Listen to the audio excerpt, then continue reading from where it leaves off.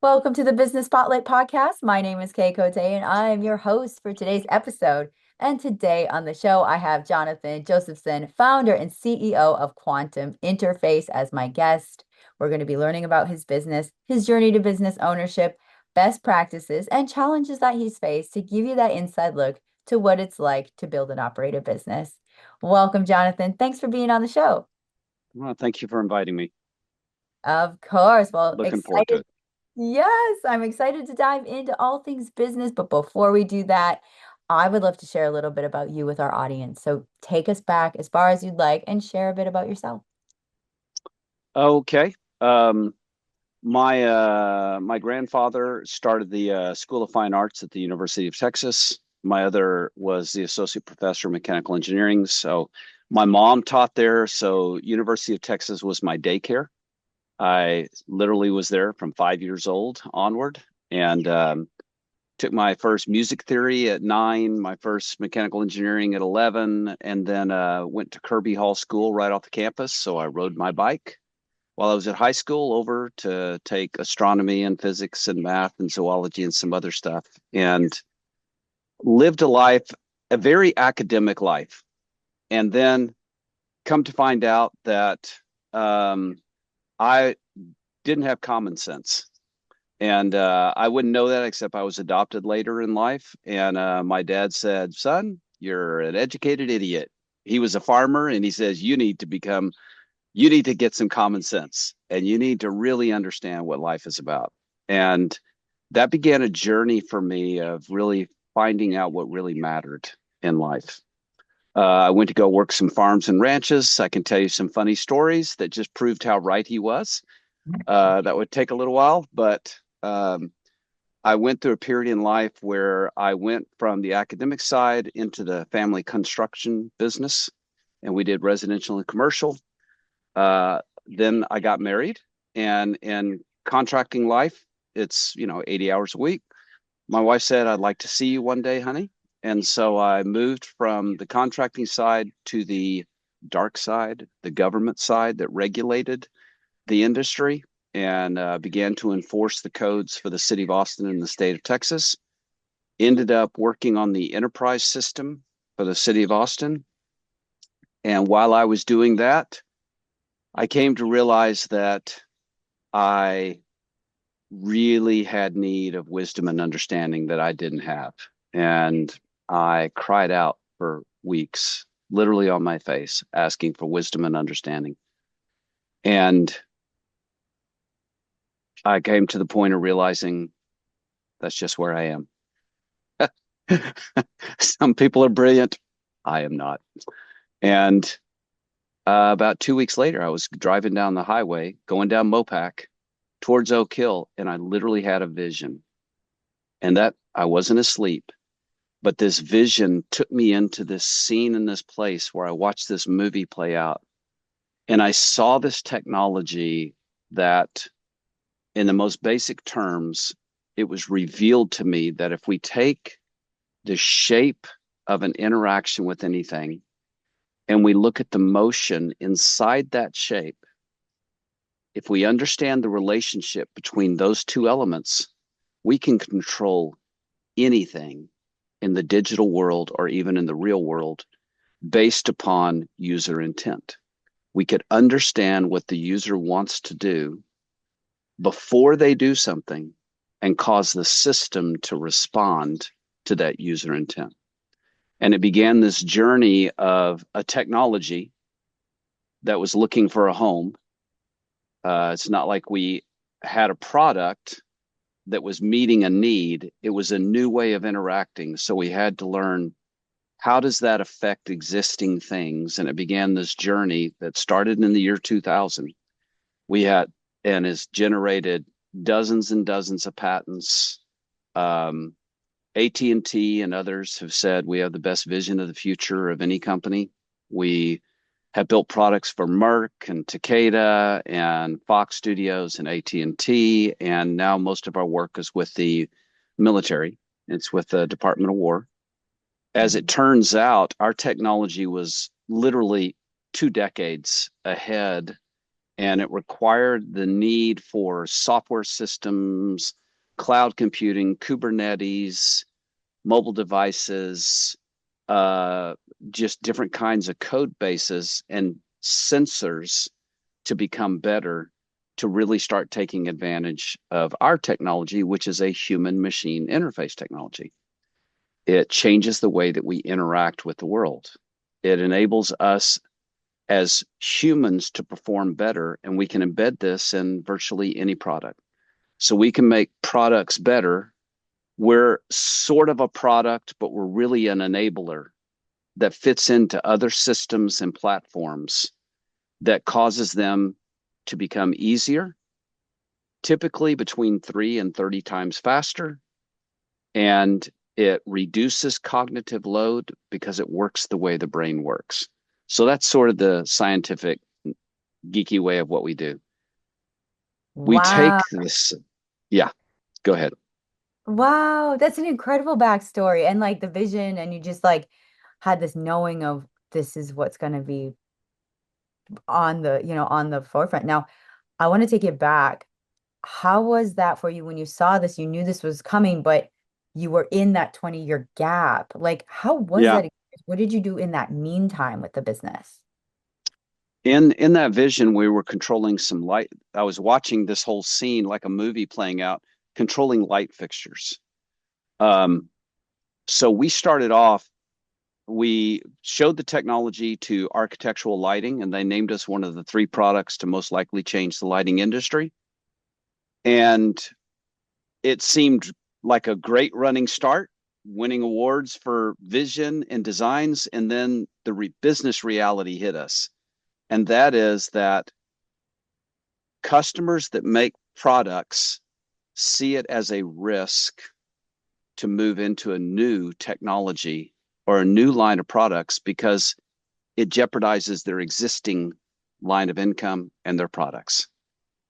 And so Okay. there's great resistance to that. We talked with lighting manufacturers, and I won't name them by name, but one in particular, two, most of them, everybody knows these. They're at your lighting supply houses and Home Depots and Lowe's.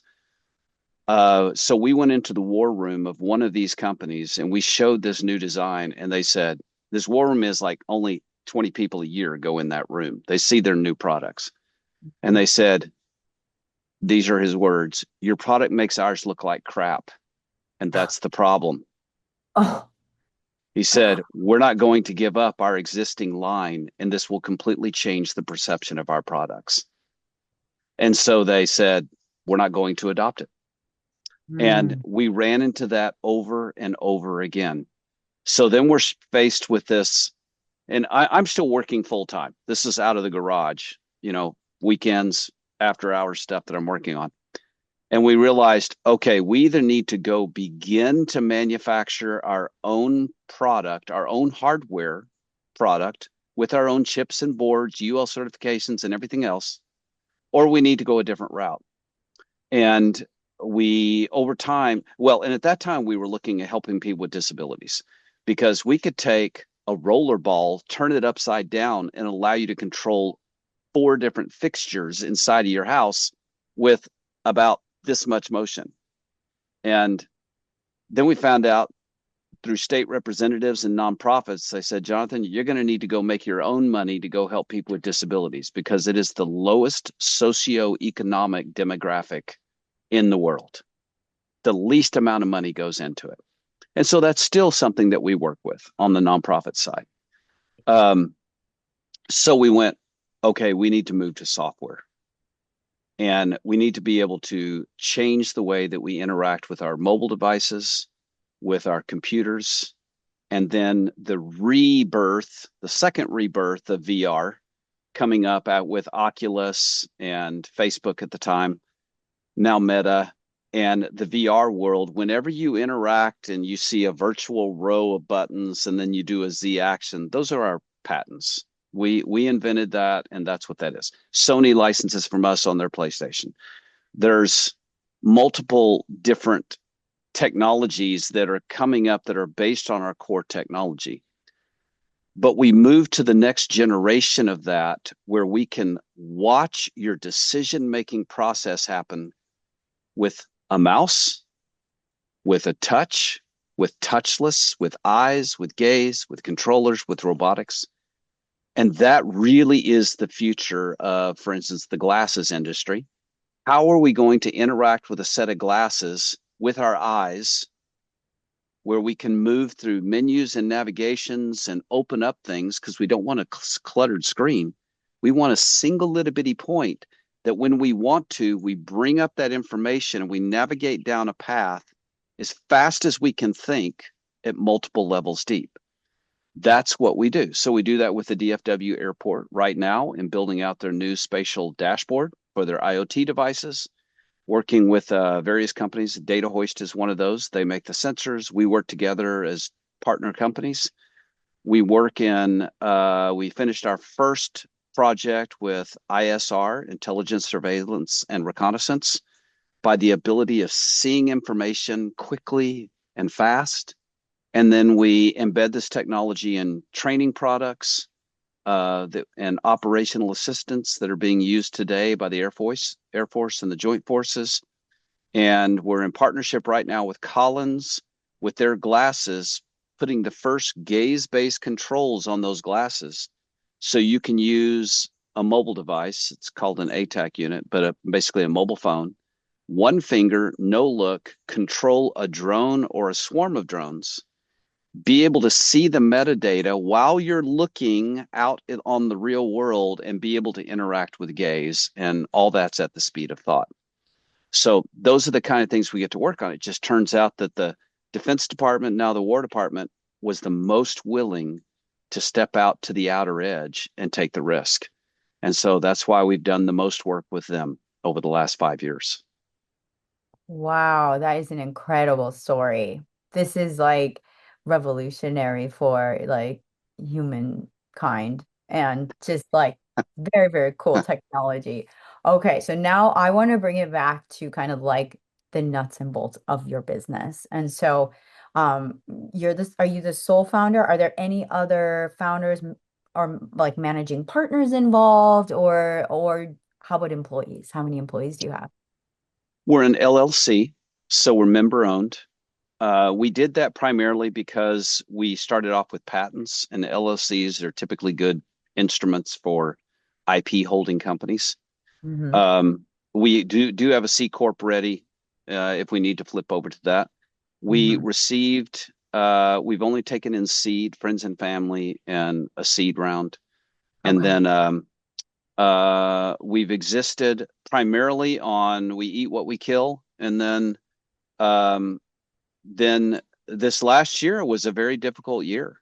It was, we put all of our eggs in one basket when it came to the War Department, and the last year of the Biden administration and then all the reorganizations of the Trump administration changed the flow of money. SBIR was not reapproved. And I think today is the day that it, by default, is supposed to be restarted.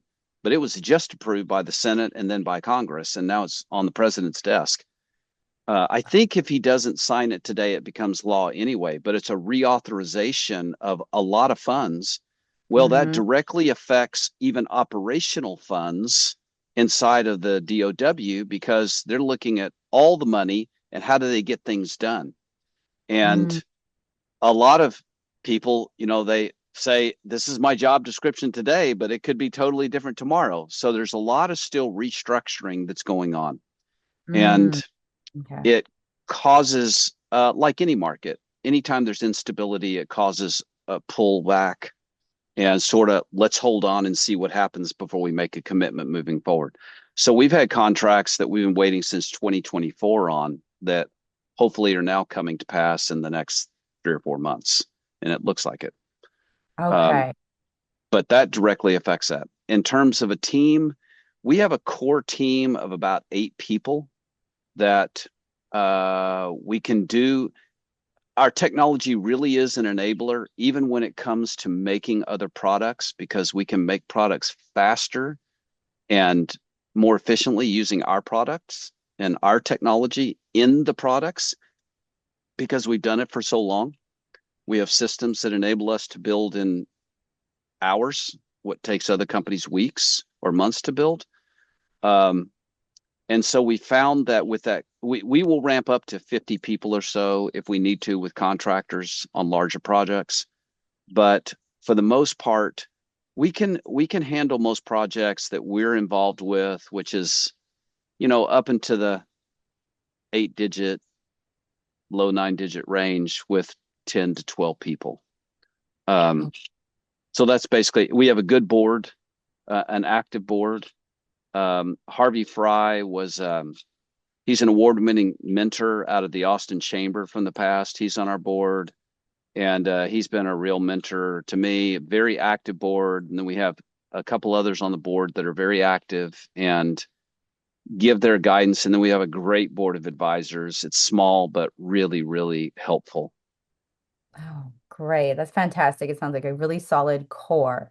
Now I want to kind of like touch on what you're working on as the CEO. What does your day look like? I'm sure it shifts and grows, but are you primarily focused more in the business or more on the business, or is it really a lot of both right now? It's more it's more in the business right now. Mm, I'd like it to be more on the business. I'm sure everybody would that is in a management position. The we have a lot of because we're a human interaction technology and we change the way a lot of things work, we actually touch a lot of areas. And we focus on sort of where the river opens up the broadest, and we move down that stream because every advancement in one area actually advances all the areas. So we can non-dilutively do our R&D, increase our product versions and development, and make it better over time by working on any project. So we mm, choose that, and then we begin to apply that into other areas. The right now there's contracts that we work on a daily basis, and then of course it's continued product development with the team. We still are a revolutionary technology, which means we're finding out things about our own technology every day and every week. So we collectively brainstorm, and everybody on the team contributes to the growth of that product. mm, And we we agree as a team on the areas that we're going to work on. And we look at not only what the ROI is, but the overall advancement of the technology, because the goal is that this is embedded in this this this has to be embedded in every device because we have to have a way of interacting and understanding more information and doing it easier and faster. It just has to be. The human has not increased in percent IQ since 1990 at all, zero. But technology has increased over 300,000 times. And so what can we change? We can change the interface, the interaction between the human and that. And that's what we focus on. AI and the rise of autonomy is to deal with that technology growth because the human can't handle all of it. mm. But Yeah. we still live and breathe, and we have to be able to interact with the technology that's here. So we have to have better ways of doing that. So that a Yeah. typical day is lots of meetings, not much marketing. I was gonna Uh, get to marketing. Yeah.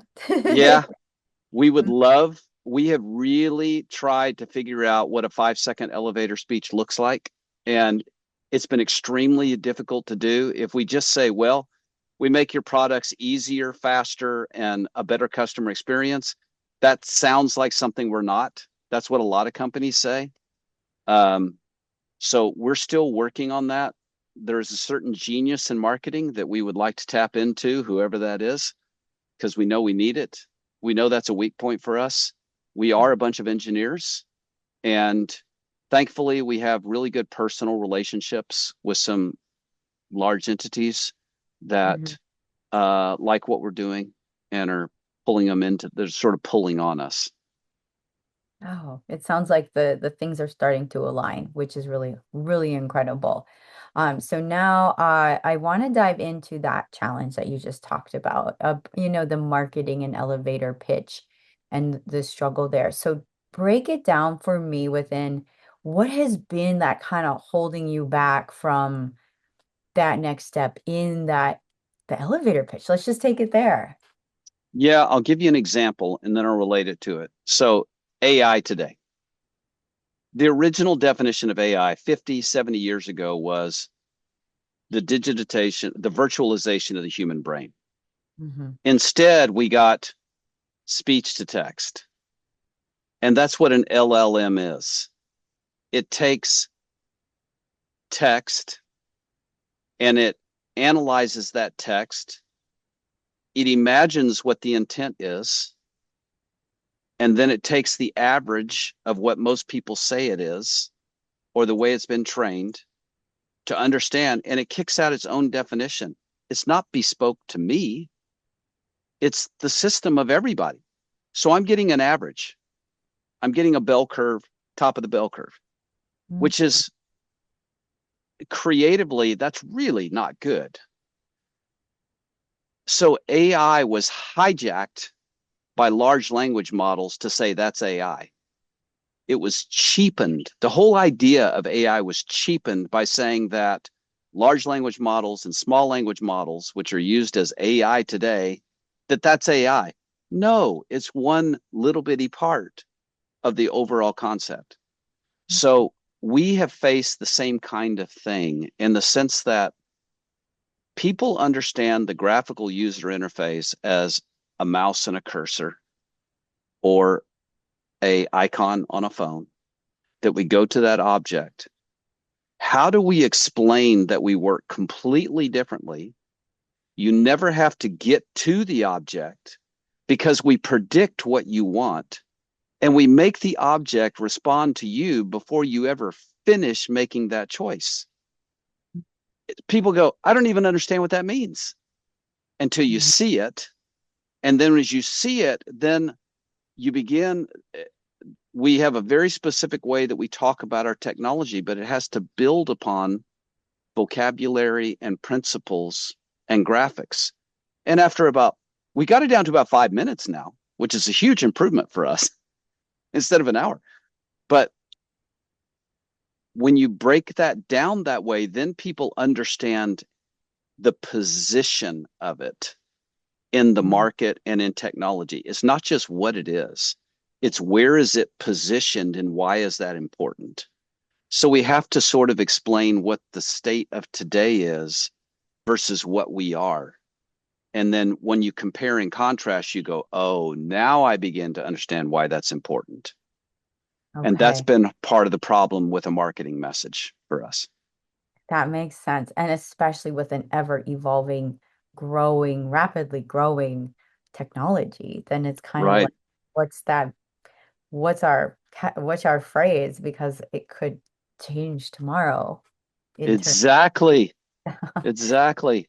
Sense. That makes total sense. Oh, okay. Well, thank you for kind of like diving into that, into where that pain point is and what you're doing to like work on that.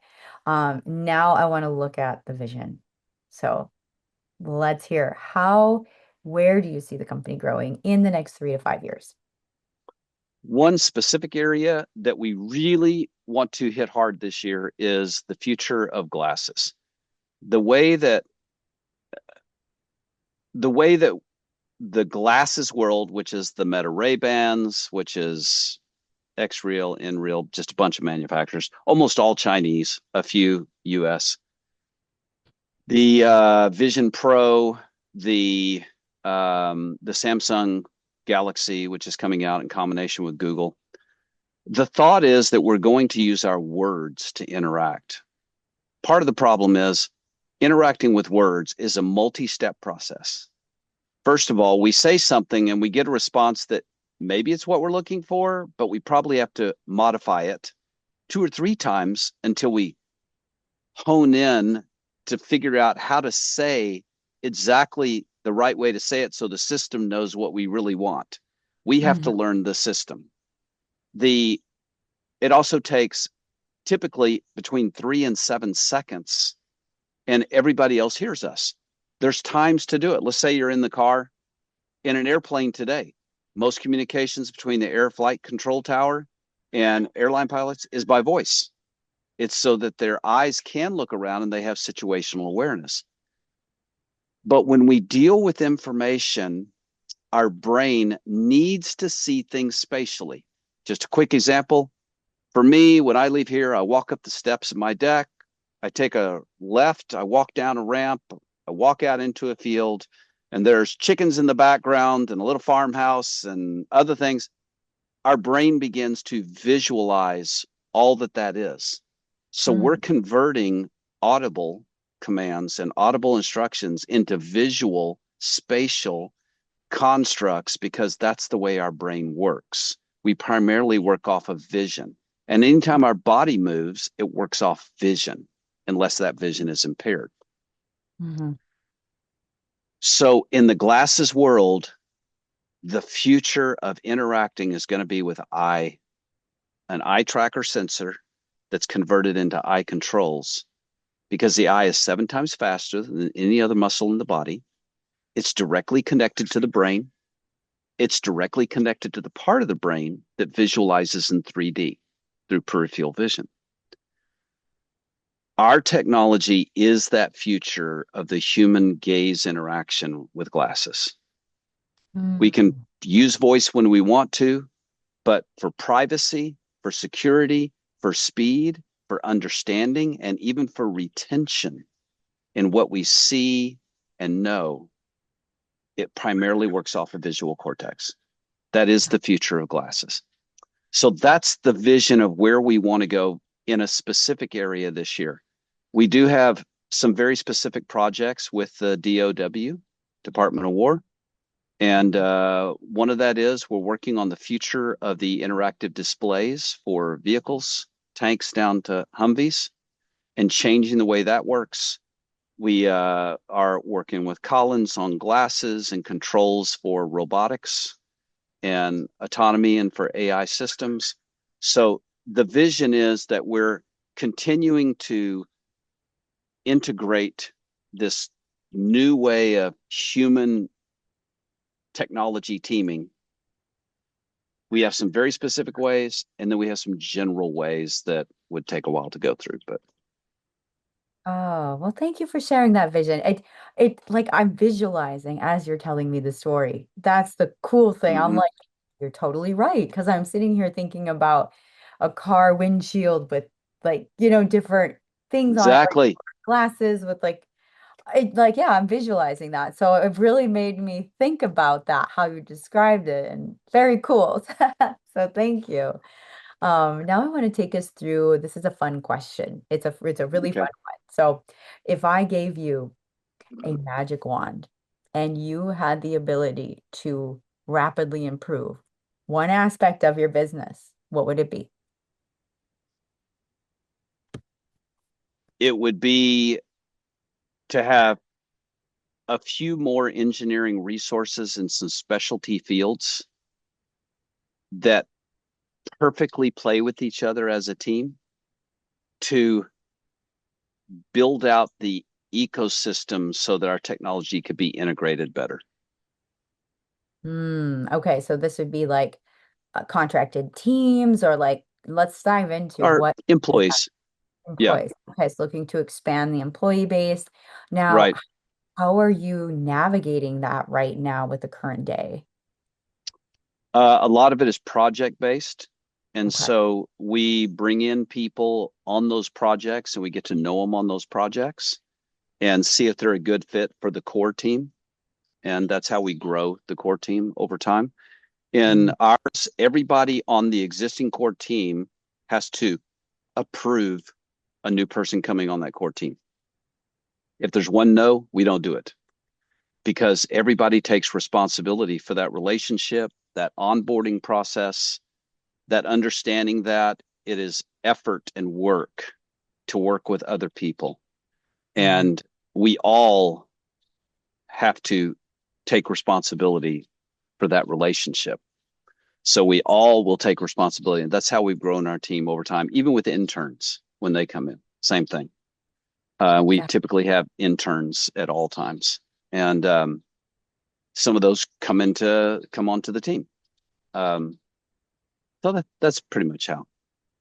That's incredible. I like the kind of hands-on approach to like, opportunity and then bringing on to the core team. So, this has been Jonathan. This has been such a fun conversation. Before we get to our final question of the day, I would love to connect our audience with how to connect with you and your company online. So feel free to share any websites, any contact info you'd like. Our website is quantuminterface.com. And if they go there, they can see it's most of that stuff is older. We don't show the newer confidential stuff. In fact, almost everything on there is at least 4 or 5 years old, and it still looks futuristic. And then on there, they can contact us through that web page. My particular, my email is jjosephson@quantuminterface.com, and I will respond that way as well. Wonderful. Well, thank you for sharing that. So, Jonathan, the last question for today is what is most inspiring to you today?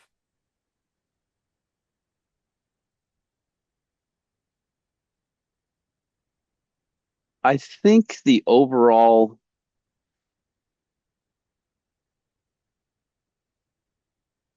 there's two parts to this. Part of a solution is that inspires us is the need. And the need for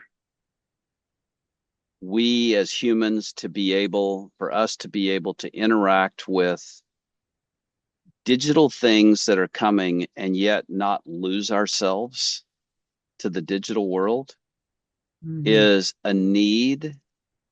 And that actually acts as an inspiration to us for why we do what we do.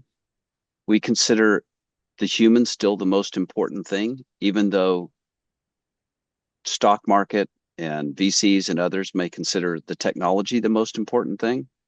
So anytime that we're seeing the ability to increase human performance, that's the most inspiring thing to us. And to me, that ability of when I see technologies that actually allow us as humans to understand where we are and to be able to do more, then that's inspiring to me. So it's a very general thing. It's not one thing. It's when you see it, you go, oh, I like that. Yes. Well, thank you for sharing. This has been an incredible conversation. It's been a joy having you on the show today. Thank you. Thank you for having me.